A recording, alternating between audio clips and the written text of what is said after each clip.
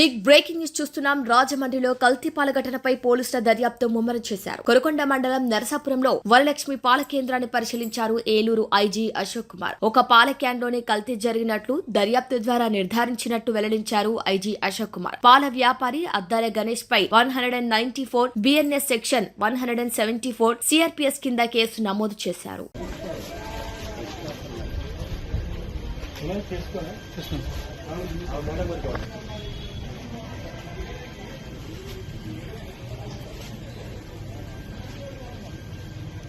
ఈ రాజమండ్రి లాలాచౌక్ ప్రాంతంలో జరిగిన పాల గురించి అనారోగ్యము జరిగిన విషయంలో దర్యాప్తు ముమ్మరంగా జరుగుతూ ఉంది.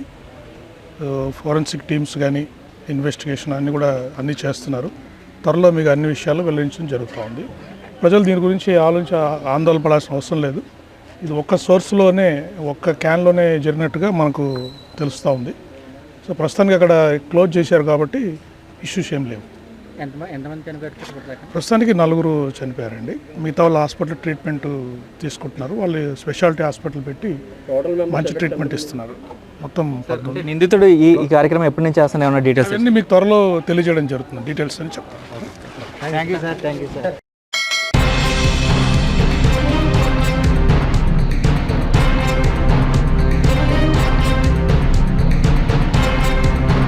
భారతీయ జనతా పార్టీ దేశవ్యాప్తంగా సంత్ గాడ్గే బాబా జయంతిని నిర్వహిస్తోంది. ఆంధ్రప్రదేశ్ లో భారతీయ జనతా పార్టీ ఓబీసీ మోర్చా నేతృత్వంలో రాష్ట్ర వ్యాప్తంగా వారి జయంతిని ఘనంగా నిర్వహిస్తోంది. ఈ కార్యక్రమం ముందుగా స్థానిక గంగమ్మ టెంపుల్ నందు స్వచ్ఛ భారత్ కార్యక్రమాన్ని నిర్వహించారు. అనంతరం ర్యాలీగా వెళ్లి సంత్ గాడ్గే బాబా చిత్రపటానికి పుష్పాంజలి ఘటించారు. తర్వాత సంత్ గాడ్గే బాబా జయంతి సభని నిర్వహించి ఈ కార్యక్రమానికి ఓబీసీ మోర్చా చిత్తూరు జిల్లా ఇన్ఛార్జ్ కొండేటి ప్రేమ్ కుమార్ ముఖ్య అతిథిగా పాల్గొన్నారు. ఓబీసీ మోర్చా జిల్లా అధ్యక్షులు పీకే గోపి ఆచారి మాట్లాడుతూ స్వచ్ఛతయే దైవం, సమాజమే కుటుంబం, సంత్ గాడ్గే బాబా జీవన సందేశం. తన జీవితాన్ని త్యాగ వస్త్రంగా మార్చుకున్నాడు ఆయనే అంటూ సంత్ గాడ్గే బాబా గురించి వివరించారు. సంత్ గాడ్గే బాబా 1976 ఫిబ్రవరి 23న మహారాష్ట్ర అమరావతి జిల్లా షేన్గావ్ గ్రామంలో రజక కుటుంబంలో జన్మించారు. అసలు పేరు దేబూజీ జింగ్రాజీ జానూర్కర్. తల్లిదండ్రులు జింగ్రాజీ సక్కుబాయ్. బాల్యంలోనే తండ్రి మరణించడంతో తల్లి వెంట మేనమామ ఇంట్లో పెరిగారు. 1905లో తన 29వ ఏట భార్య పిల్లను వదిలి సమాజ సేవకై గృహత్యాగం చేశారు. అనంతరం 51 సంవత్సరాలు నిరంతరంగా గ్రామాల్లా తిరుగుతూ పరిశుభ్రత, విద్య, సామాజిక న్యాయం కోసం జీవించారు. చివరకు 1956 డిసెంబర్ 20న పేదీ నది తీరంలో తనువు చాలించారు. మొత్తం 80 సంవత్సరాల జీవితం, అందులో సగానికి మించి సమాజానికి అంకితం చేసిన మహానుభావుడే గాడ్గే బాబా సభాముఖంగా తెలియజేశారు. రజక కమ్యూనిటీ నుంచి మనోహర్ పాల్గొన్నారు. వారికి పీకే గోపి ఆచార్య సన్మానించడం జరిగింది. ఈ కార్యక్రమంలో జిల్లా ప్రధాన కార్యదర్శులు బండి గురుబాబు, నేడం మునయ్య, జిల్లా ఉపాధ్యక్షులు వేణుముద్రాజ్, బీజేపీ మండల అధ్యక్షులు ప్రేమ్, మండల ప్రధాన కార్యదర్శి సొంగ పురుషోత్తం, రాజారాయులు, ఓబీసీ నాయకులు, కార్యకర్తలు ఈ కార్యక్రమంలో పాల్గొని సభను విజయవంతంగా నిర్వహించారు.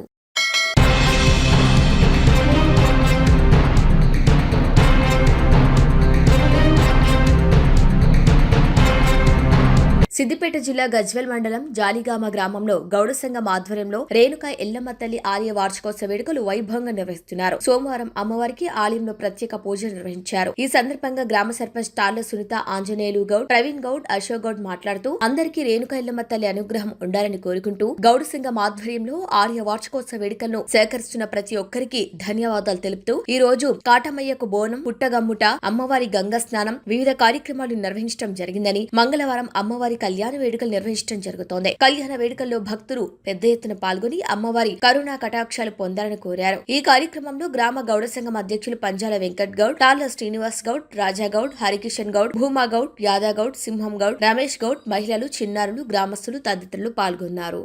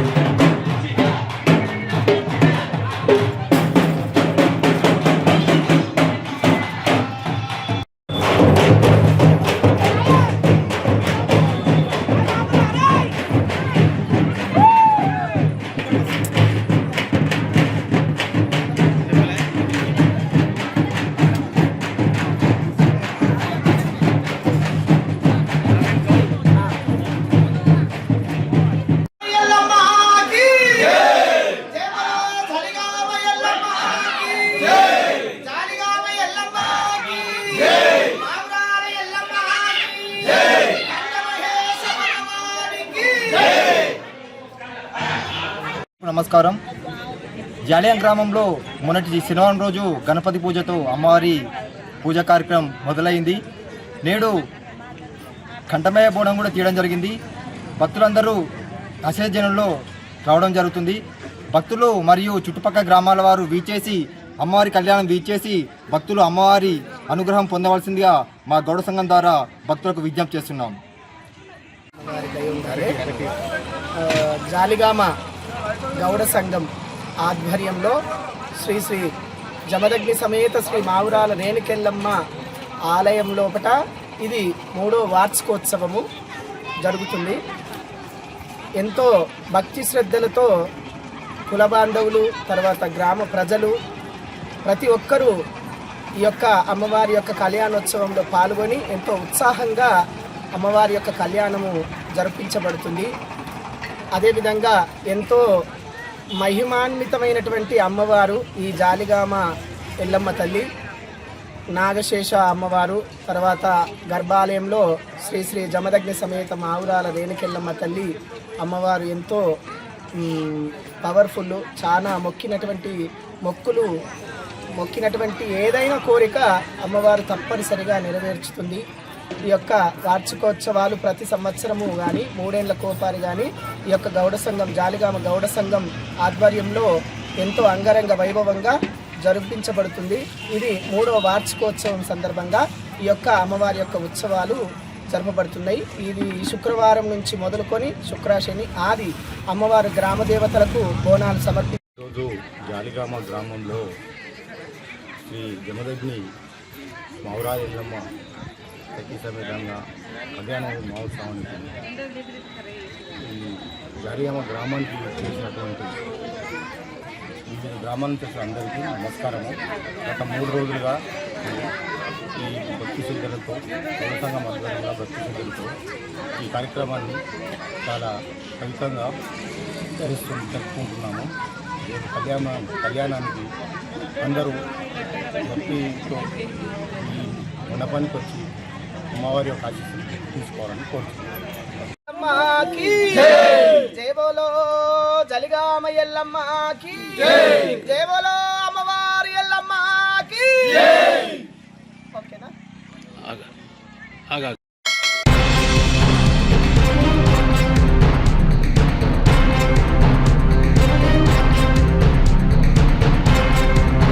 బోడుపల్ సర్కిల్ 10వ డివిజన్ ఫిర్జాదిగూడ మల్లికార్జున నగర్ లో ఉన్న 6 ప్యాక్ ఫిట్నెస్ అరేనా వేదికగా WPC Telangana open district power lifting championship 2025 అత్యంత వైభవంగా నిర్వహించబడింది. బెంచ్ ప్రెస్ మరియు డెడ్ లిఫ్ట్ విభాగాల్లో నిర్వహించిన ఈ పోటీలో జిల్లా నలుమూలల నుంచి వందలాది మంది క్రీడాకారులు ఉత్సాహంగా పాల్గొని తమ కండబలాన్ని ప్రదర్శించారు. ఈ కార్యక్రమానికి ముఖ్య అతిథిగా విచ్చేశారు RV foundation chairman Ravi Tungaturthi పోటీలను ప్రారంభించారు. అనంతరం విజేతలకు పథకాలను అందజేస్తూ ఆయన ప్రసంగించారు. నేటి యువత క్రీడల పట్ల మక్కువ పెంచుకోవటం శుభ పరిణామం. ముఖ్యంగా పవర్ లిఫ్టింగ్ వంటి క్రీడలు శారీరక దృఢత్వంతో పాటు మానసిక స్థైర్యాన్నిస్తాయి. తెలంగాణ యువత జాతీయ మరియు అంతర్జాతీయ స్థాయిలో రాణించి రాష్ట్రానికి మంచి పేరు తీసుకురావాలని ఆయన ఆకాంక్షించారు. ఈ పోటీలకు విశిష్ట అతిథులుగా ప్రముఖ జానపద గాయకుడు మహేష్, బాలు, అసురా హాజరై క్రీడాకారుల్లో ఉత్తేజాన్ని నింపారు. ప్రముఖ ఫిట్నెస్ ట్రైనర్ ఎం అవినాష్ క్రీడాకారులకు పలు మెళుకువలను సూచించారు. డబ్ల్యూపీసీ తెలంగాణ అధ్యక్షురాలు మిస్ రేఖ, రంగారెడ్డి జిల్లా అధ్యక్షుడు మజర్ అలీ ఖాన్, హైదరాబాద్ అధ్యక్షుడు అభి మరియు చీఫ్ అడ్వైజర్ ఆర్ఎస్ వరప్రసాద్ ఈ పోటీలను క్రమశిక్షణతో నిర్వహించారు. 6 ప్యాక్ ఫిట్నెస్ అరేనా యజమాని పి రాజలింగం క్రీడాకారులకు మెరుగైన వసతులు కల్పించారు. డబ్ల్యూపీసీ నేషనల్ అథ్లెట్ మరియు అఫీషియల్ ఎం మనోహర్ రెడ్డి సాంకేతిక విభాగంలో పర్యవేక్షణ చేసి పోటీలు పారదర్శకంగా జరిగేలా చూశారు. ఈ పోటీలో అత్యుత్తమ ప్రతిభ కనబర్చిన క్రీడాకారులకు మెడల్స్ మరియు ప్రశంసా పత్రాలను అందజేశారు. క్రీడాకారుల కేరింతలు, వ్యాయామ ప్రియుల సందడితో 6 ప్యాక్ ఫిట్నెస్ అరేనా ప్రాంగణం కోలాహలంగా మారింది.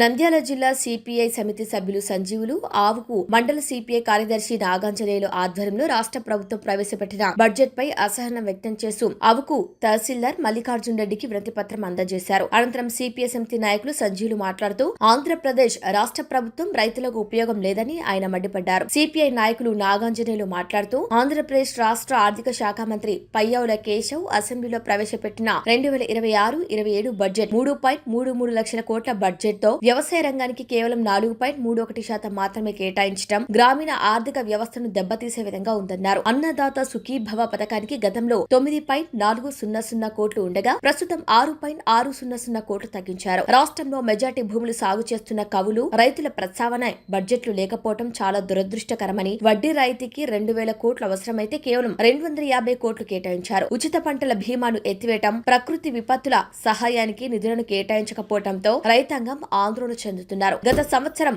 బకాయిల కింద 27,500 కోట్లు తక్షణమే విడుదల చేయాలని, అలాగే ఉచిత పంట బీమాకు 250 కోట్లు కేటాయించాలని రైతుల పక్షాన భారత కమ్యూనిస్టు సిపిఐ పార్టీ డిమాండ్ చేస్తున్నట్టు తెలిపారు.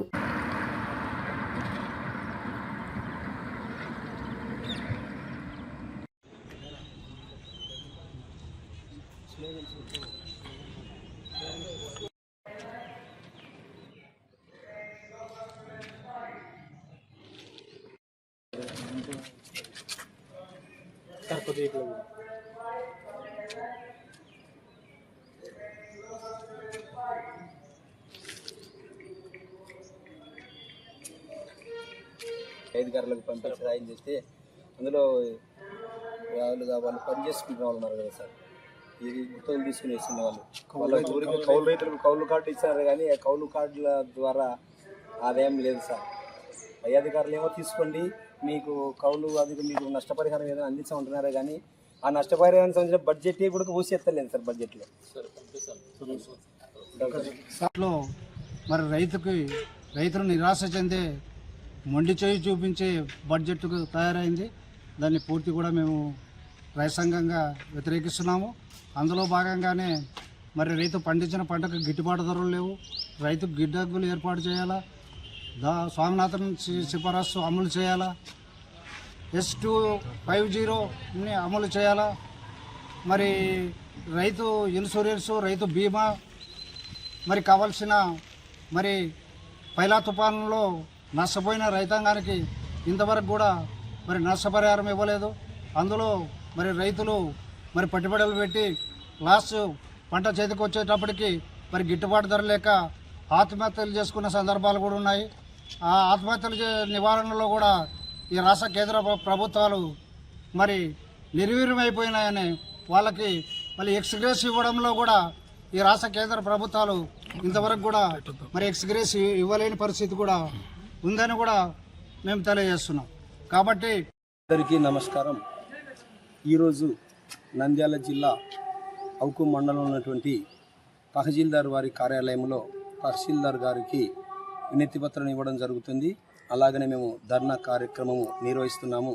ఈ ధర్నా కార్యక్రమము దేని నిమిత్తం అంటే ఆంధ్రప్రదేశ్ రాష్ట్ర ఆర్థిక శాఖ మంత్రి పయ్యావుల కేశవ్ గారు అసెంబ్లీలో ప్రవేశపెట్టినటువంటి 2026-2027కు సంబంధించిన బడ్జెట్ 3.33 లక్షల కోట్ల బడ్జెట్లో వ్యవసాయ రంగానికి కేవలము 4.31% మాత్రమే కేటాయించడము వ్యవసాయ రంగానికి చాలా తలమానికము. గ్రామీణ ఆర్థిక వ్యవస్థను దెబ్బతీసే విధంగా అన్నదాత సుఖీభవ పథకాన్ని గతంలో 9.400 కోట్లు ఉండగా ప్రస్తుతం 6.600 కోట్లు తగ్గించారు. రాష్ట్రంలో మెజార్టీ భూములు సాగు చేసినట్టు కౌలు రైతులకు మీరు కార్డులు మీకు ఎంఆర్ఓ ఆఫీస్ నుండి మీకు కౌలు రైతులకు గుర్తింపు కార్డులు అందజేస్తూ ఉంటారు. ఈ గుర్తింపు కార్డులు అందజేసినట్టు గుర్తింపు కార్డులు కౌలు రైతులు ఏం చేసుకోవాలండి? మెడలో వేసుకోవాలా? మెడలో వేసుకున్నంత మాత్రం అన్నదాత కడుపు నిండుతుందా?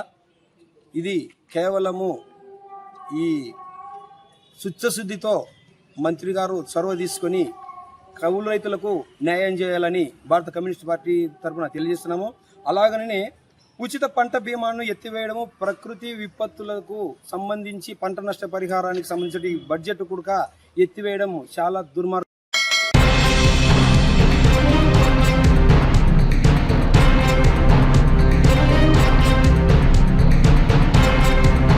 ప్రభుత్వం తమను మోసం చేసిందని ఆగ్రహం వ్యక్తం చేస్తున్నారు రాష్ట్ర ప్రభుత్వ పెన్షన్దారులు. ఎన్నికల ముందు ఇచ్చిన హామీలను గాలికి వదిలేసిందని మండిపడుతున్నారు. పెన్షన్ బకాయిల రాక, సరైన వైద్యం అందక విశ్రాంత ఉద్యోగులు ప్రాణాలు కోల్పోతున్నారని ఆవేదన వ్యక్తం చేస్తున్నారు. తక్షణమే పెండింగ్ బకాయిలు చెల్లించాలని, పెన్షనర్ల సమస్యలు తీర్చాలని డిమాండ్ చేస్తూ రిలే నిరాహార దీక్షలు చేపట్టారు. రేవంత్ రెడ్డి ప్రభుత్వం స్పందించకుంటే ఆమరణ దీక్షకు దిగుతామని హెచ్చరిస్తున్నారు.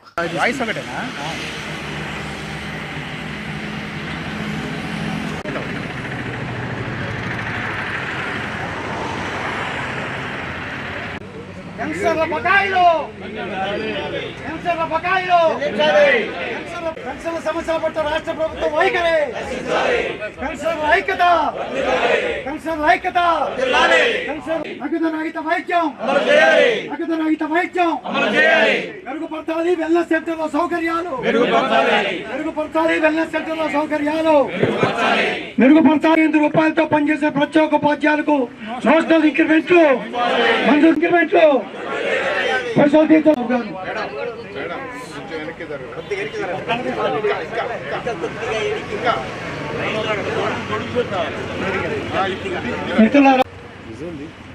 అందరికీ వందనాలు. ఇప్పుడు పరిస్థితి ఎట్లా ఉందంటే నన్ను అటు తిరిగి మాట్లాడమన్నారు. మీరంతా ఇటున్నారు అటు తిరిగి మాట్లాడమన్నారు కదా.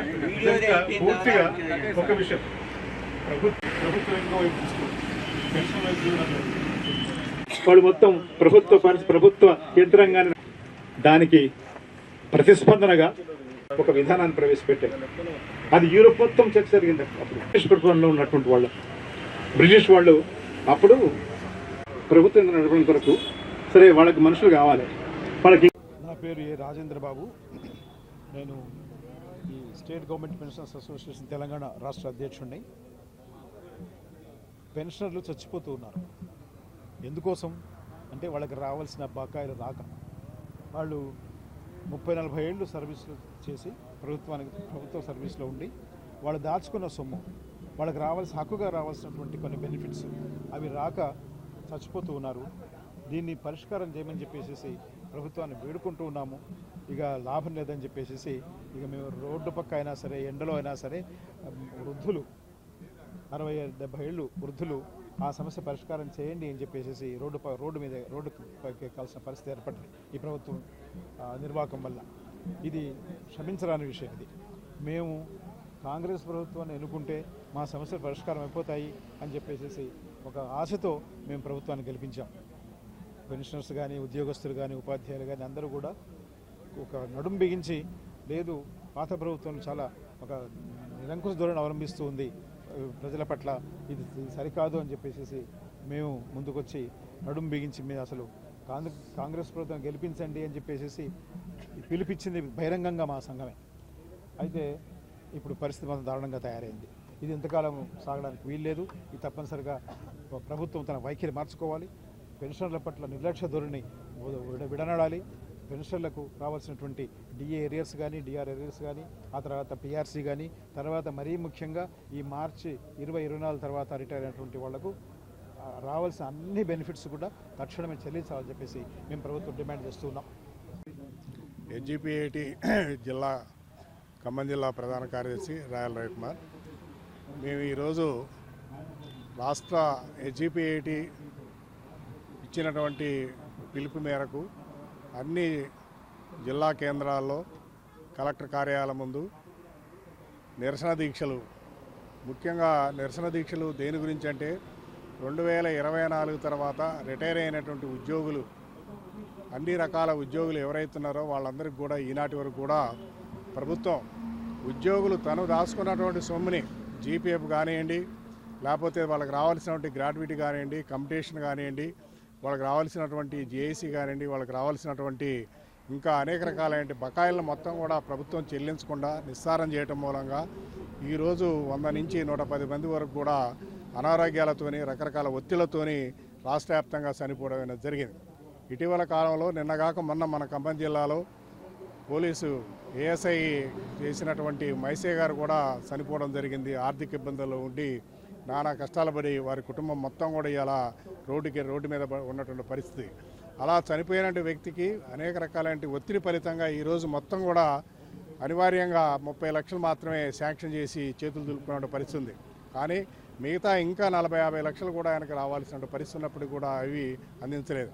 అంటే ప్రభుత్వం చివరికి మనిషి చచ్చిపోతే మాత్రమే గుర్తించి ఇచ్చేటువంటి పరిస్థితి ఉంటుంది. కాబట్టి అలాంటిది పరిస్థితిని మొత్తం కూడా తీవ్రంగా వ్యతిరేకించి అందరికీ కూడా సకాలంలో మొత్తం కూడా ఈ పెన్షన్ డబ్బులు చెల్లించి వాళ్ళ ప్రాణాలు కాపాడాలని ప్రభుత్వం మొత్తం కూడా ఈ రిటైర్ అయిన ఉద్యోగుల యొక్క సర్వీసులు మొత్తం కూడా తాను తీసుకోవాలని గత 40-30 సంవత్సరాలుగా ప్రభుత్వానికి అనేక సేవలు చేసి అనేక రకాలుగా ప్రభుత్వం ఏ యొక్క సంక్షేమ పథకాలు కానీ కార్యక్రమాలు కానీ తీసుకొచ్చి వాటన్నిటిని కూడా చిత్తశుద్ధితోనే అమలు చేసినటువంటి ఉద్యోగులం మేమందరం కూడా.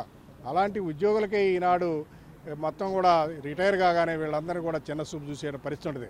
అంటే ఆనాడు ఉన్నటువంటి ప్రభుత్వం కేసీఆర్ ప్రభుత్వం కూడా ఇలాంటి రాయితీలు ఇవ్వబడుతుందనే దృష్టితోని 2-3 సంవత్సరాలు ఎవరు అడగకపోయినప్పుడు కూడా వయసు మొత్తం కూడా వయోపరిమితిని పెంచడం అనేది జరిగేది. ఈ వయోపరిమితి ఫలితంగా ఈరోజు కాంగ్రెస్ ప్రభుత్వం రావడం, ఆ తర్వాత ఈరోజు అనేక వేల మంది నెలవారీ రిటైర్ కావడం మూలంగా ఈ నిధుల్ని సమకూర్చి చేయడంలో కూడా మాకెందుకులే అని తీవ్ర జాప్యం చేస్తున్న పరిస్థితి. మేము అడుగుతున్నాం, నిజంగా ఉద్యోగులకు సంబంధించినటువంటి వాటికి మనకు ఈరోజు రిటైర్ ఉద్యోగులకే ఈరోజు ఇవ్వడానికి మీ దగ్గర డబ్బులు లేవా? మరి మీరు చేస్తున్నటువంటి అనేకమైన పథకాలన్నిటికీ కూడా ఎక్కడి నుంచి డబ్బులు వస్తున్నాయి? వాటన్నిటి కూడా మేము ప్రశ్నిస్తున్నాం. కాబట్టి ప్రభుత్వం మొత్తం కూడా మేల్కొని ప్రభుత్వం మొత్తం కూడా ఇంకా పెన్షన్లు అందరూ కూడా చనిపోకుండా వాళ్ళందరికీ కూడా సరైన సకాలంలో అందరికీ కూడా ఎప్పటికప్పుడు నెలవారీ మీరు ఇవాళ 700 కోట్లు రిలీజ్ చేస్తున్నామని చెప్తున్నారు. కానీ ఆ 700 కోట్లలో పెన్షన్స్కి వస్తున్నటువంటి సొమ్ము ఎంత అనేది మీరు ప్రశ్నార్థకంగా మారింది. కానీ ఈ ప్రశ్నార్థకంగా చూసినప్పుడు దాంట్లో 1%, 5% కూడా ఇలా పెన్షన్స్ రావడం పరిస్థితి. ఆ 700 కోట్లు మొత్తం కూడా వివిధ కాంట్రాక్టులకి, వివిధ ఉద్యోగులకి, కొంతమంది ఈరోజు ప్రభుత్వం ఆ కాంట్రాక్టర్లు, మినీ కాంట్రాక్టులు వీళ్ళందరూ కూడా చెప్తున్నారు, మీ అందరూ కూడా పర్సంటేజ్లు ఇస్తున్నాం కాబట్టి మాకు డబ్బులు వస్తున్నాయి, మీరు పర్సంటేజ్లు ఇవ్వట్లేదు కాబట్టి మీ పెన్షన్ డబ్బులు రావట్లేదని బహిరంగంగా చెప్పడం, వీడియోల్లో సోషల్ మీడియా మొత్తం కూడా కూడై కూస్తున్న పరిస్థితి. ఇలాంటి పరిస్థితి, ఇలాంటి ప్రభుత్వం ఉందంటే ఎంత దారుణంగా ఉందో ఒకసారి ఆలోచించుకోండి. గత ప్రభుత్వాలకు వ్యతిరేకంగా మీ అందరం పెన్షనర్స్, ఉద్యోగులు, ఉపాధ్యాయులు అందరూ కూడా కలిసి ఈ ప్రభుత్వాన్ని మొత్తం కూడా ఒక ప్రజాస్వామిక పద్ధతిలో ఉండాలని మేము ఎన్నుకుంటే మా గొంతు కోసే పరిస్థితి ఈరోజు ఉంది. ఈ ప్రభుత్వం ఈ వైఖరి మార్చుకోవాలని ముఖ్యమంత్రి గారు కూడా మొత్తం కూడా దీన్ని పరిశీలించి వెంటనే పెన్షన్ల సమస్యను పరిష్కరించాలని, వారి బకాయిలందరూ కూడా రిలీజ్ చేయాలని సందర్భంగా మేము కోరుకుంటున్నాం.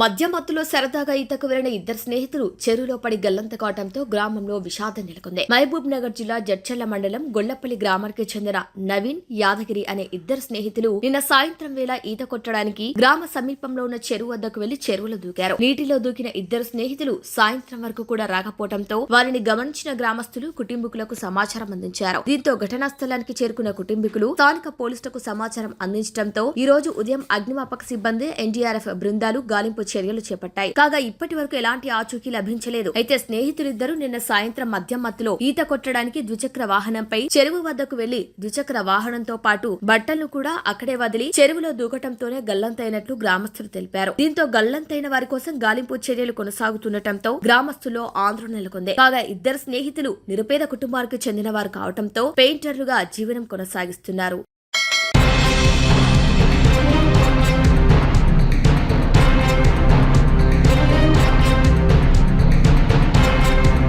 కొల్లాపూర్ మున్సిపాలిటీ 6వ వార్డు చాకలి వీధిలో మున్సిపల్ సిబ్బంది చేపడుతున్నటువంటి పారిశుద్ధ్య పనులను 6వ వార్డు మాజీ కౌన్సిలర్ రాముడు కలిసి మున్సిపల్ చైర్పర్సన్ రెడ్డి జ్యోతి సత్యం పరిశీలించారు. మున్సిపాలిటీ పారిశుద్ధ్యంగా ఉండటంలో పారిశుద్ధ్య కార్మికులది కీలక పాత్రాన్ని తెలియజేస్తూ వార్డుల్లో పారిశుద్ధ్య పనులు నిర్లక్ష్యం చేయకుండా సమస్యలను వెంటనే స్పందించాలని శానిటేషన్ సిబ్బందిని ఆదేశించారు.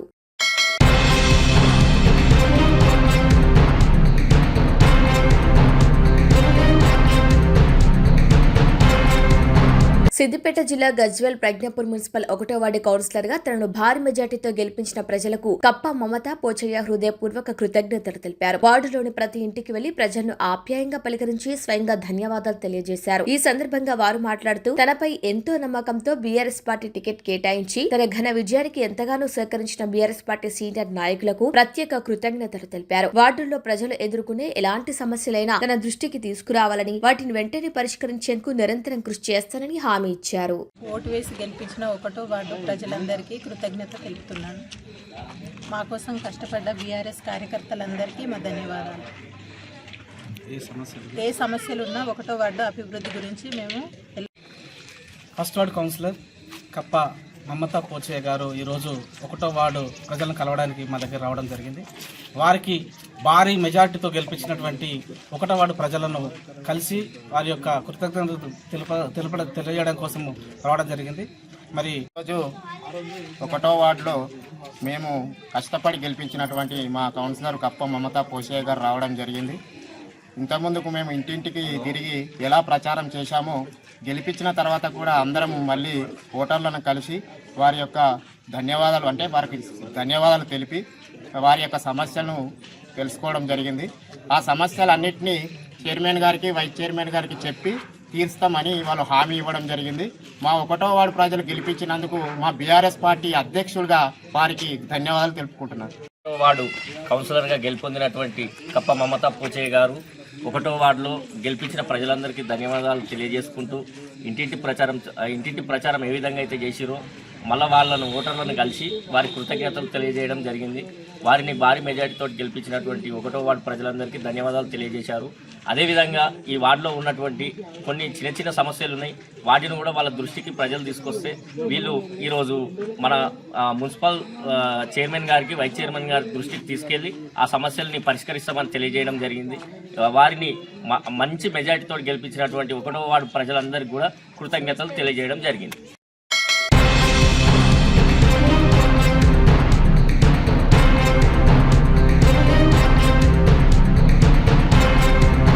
రుద్రూర్లో న్యాయవాది కళ్యాణిపై ముష్కళ్లు చేసిన దాడిని జిల్లా అధ్యక్షులు శ్రీ దినేష్ కులచారి తీవ్రంగా ఖండించారు. రాష్ట్రంలో లా అండ్ ఆర్డర్ పూర్తిగా అదుపు తప్పిందని, హిందువులపై జరుగుతున్న దాడులను అడ్డుకోవడంలో రాష్ట్ర ప్రభుత్వం పూర్తిగా విఫలమైందని ఆయన తీవ్ర స్థాయిలో మండిపడ్డారు. మొన్న బాన్సువాడలో, నిన్న రుద్రూర్లో జరిగిన ఘటనలు కేవలం యాదృచ్ఛికం కావని, ఇవి పక్కా ప్రణాళిక ప్రకారం జరుగుతున్న దాడులేనని దినేష్ పటేల్ కులచారి ఆరోపించారు. రాష్ట్రంలో హిందువులపై దాడులు పెరుగుతున్నప్పటికీ ప్రభుత్వం మౌనంగా వహించడం వెనుక తీవ్రమైన రాజకీయ స్వార్థాలు ఉన్నాయని అనుమానం కలుగుతోంది ఆయన అన్నారు. రాష్ట్ర ముఖ్యమంత్రి రేవంత్ రెడ్డి చేసిన కాంగ్రెస్ అంటే ముస్లిం అంటే కాంగ్రెస్ అనే వ్యాఖ్యలు సమాజాన్ని చీల్చే ప్రమాదకరమైన ప్రకటనలని ఆయన తీవ్రంగా విమర్శించారు. బాధ్యతాయుతమైన పదవిలో ఉండి ఇలాంటి మాటలు మాట్లాడటం ఒక వర్గాన్ని రెచ్చగొట్టేలా ఉన్నాయని, దాని ఫలితంగానే రాష్ట్రంలో ఇలాంటి దాడులు జరుగుతున్నాయని స్పష్టం చేశారు. ఇలాంటి దారుణమైన ఘటనలు జరుగుతుంటే కాంగ్రెస్ మరియు బీఆర్ఎస్ నాయకులు ఎక్కడ దాక్కున్నారు, ఎందుకు స్పందించడం లేదని ఆయన సూటిగా ప్రశ్నించారు. ప్రజల ప్రాణాల కంటే మీకు రాజకీయాల ముఖ్యమా అని తీవ్రంగా ఆగ్రహం వ్యక్తం చేశారు. బాధితులకు అండగా నిలిచేందుకు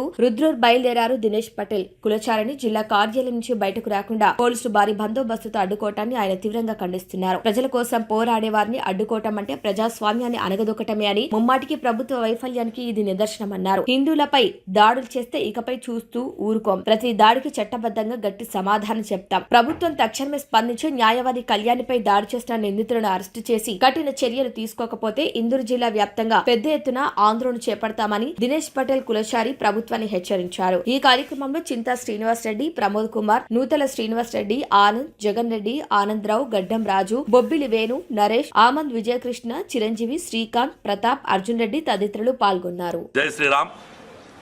ఇందూరు జిల్లాలోని రుద్రూరు గ్రామంలో నిన్న సాయంత్రం ఒక ఫంక్షన్కి వెళ్ళి వీర వనిత న్యాయవాది కళ్యాణి గారు వస్తుంటే కొంతమంది ముష్కరులు బబ్లు అనే ఒక పిల్లగాన్ని రోడ్డు మీద విచ్చేసిన రహితంగా కొడుతుంటే చూడలేక అన్నా ఎందుకు కొడుతురు అన్నా అని చెప్పి అడిగినందుకు వారి మీద వారి కుటుంబ సభ్యుల మీద రకరకాలుగా దౌర్జన్యం చేసి వాళ్ళ బంధువులను కొట్టి ఈమెను కొట్టి అందరి మీద దాడి చేసిన ఎవరైతే ఆ ముష్కర జాతి పేర్లు కూడా తీసుకుంటలేను నేను, ఎందుకంటే అలాంటి నా కొడుకుల పేర్లు తీసుకుంటే వేస్ట్.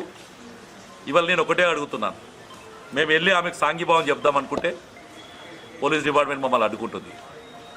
నేను రేవంత్ దీన్ని మహేష్ ఖాన్ సూటిగా ఒక క్వశ్చన్ అడగాలనుకుంటున్నాను. నిన్న ఇందూర్ కార్పొరేషన్లో మీకు 17 సీట్లు వస్తే మాకు 28 సీట్లు వచ్చినాయి. అయినా అక్రమంగా లోపాయికోరిగా దిగజారి ఎంఐఎం కాళ్ళు మొక్కి ఆ దరుసలం దగ్గరకు పోయి జుకాయించి ఆ టీఆర్ఎస్ తోటి బతిల్లాడుకొని మేయర్గా కూర్చున్నారు. అయినా నా బీసీ బిడ్డ మేయర్ అయిందని మేము ఊరుకున్నాం.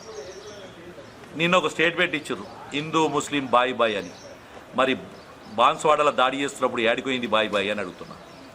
రుద్రూర్లో నా కళ్యాణి అనే నా చెల్లె మీద దాడి చేస్తున్నప్పుడు ఏడిపోయింది బాయ్ బాయ్ అని అడుగుతున్నా. ఇది జవాబు చెప్పాల్సింది రేవంత్ ఉద్దీను మహేష్ ఖాన్ ఇద్దరు అని చెప్తున్నారు. ఈ జిల్లాలో పాత ఇందూరు జిల్లాలో ఇలాంటి సంస్కృతి లేకుండే, కానీ ఈరోజు కాంగ్రెస్ పార్టీ అధికారంలో వచ్చిన ఈ 2 సంవత్సరాల్లో ఎందుకు విర్రవీగుతున్నారో నాకు అర్థమవుతలేదు.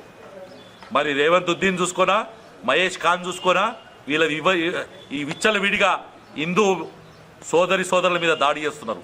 దాన్ని భారతీయ జనతా పార్టీ తీవ్రంగా ఖండిస్తుంది. దాంతోపాటు మా డిమాండ్ అడుగుతుంది, అక్కడ ఎమ్మెల్యేగా ఉన్న ఈ రెండు జరిగినాయి బాన్సువాడ నియోజకవర్గంలో ఎమ్మెల్యే ఉన్న ఒక రెడ్డి కుటుంబంలో పుట్టిన పోచారం శ్రీనివాసరెడ్డి గారిని నేను అడుగుతున్నాను. నీ ప్రాంతంలో 2 మహిళల మీద దాడి జరుగుతుంటే, ఇంతమంది మీద దాడి జరుగుతుంటే నువ్వు ఏడ దాచుకున్నావు శ్రీనివాసరెడ్డి గారు అని అడుగుతున్నాను. సూటి ప్రశ్న అడుగుతున్నా. ఈ పదవులు ఉంటాయి పోతాయి, ఆయువు ఉంటుంది పోతుంది. నువ్వు ముందు పోతావా మేము ముందు పోతావా, ఎప్పుడో ఒకసారి మీదికి పోవాల్సిందే.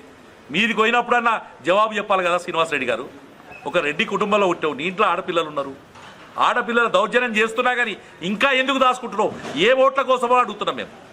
కాబట్టి భారతీయ జనతా పార్టీ మీద రేవంత్ రెడ్డిని, మహేష్ ఖాన్ని, అక్కడ అచేతనంగా పడి ఉన్న ఒక పార్టీలో గెలిచి ఇంకో పార్టీలకైనా పోచారం శ్రీనివాసరెడ్డిని అడుగుతున్నాం మేము. ఇవాళ ఈ యొక్క దాడులు చేసిన వాళ్ళు ఎవరైనా సరే వాళ్ళని శిక్షించకపోతే భారతీయ జనతా పార్టీ పెద్ద ఎత్తున ఆందోళన కార్యక్రమం చేస్తామని తెలియజేసుకుంటూ, ఇంకా ఘోరం, ఎవరు వెళ్దామని నిలదీస్తలేరు, రోడ్లని బంద్ చేసిరు, అడ్వకేట్లు పెద్ద ఎత్తున పోయారు, ప్రజలు పెద్ద ఎత్తున ఉన్నారు.